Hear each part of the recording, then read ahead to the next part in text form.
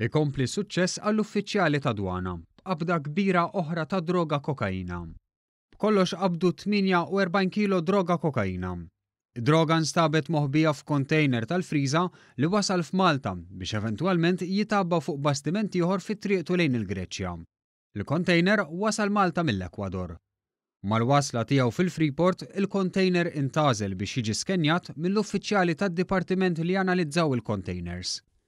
Wara li ġie skenjat bl-użu ta' skener ġdid, l-uffiċjali ta' dwana innotaw bosta pakketti li kien fihom sustanza bajda.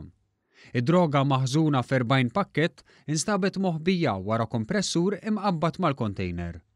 F'istqarrija id-dwana qalet li minn analiżi li saret ta' sustanza irriżulta li kienet kokaina u li l-valur tagħha fis-suq ilaħħaq il-5 miljun euro. Id-dwana qalet li l-każ għadda f'idejn il-pulizija mill-iskwadra ta' kontra drogi għal aktar investigazzjonijiet, waqt li l-maġistrat tal-Assa Caroline Farrugia Frendo qed tmexxi inkjesta dwar il-każ.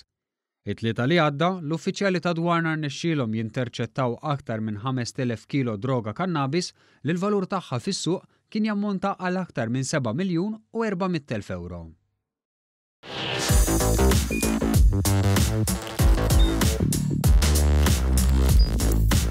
Idħol fuq one.com.mt u hemmhekk tista' tara l-programmi kollha li jxandru fuq One permezz ta' One Play.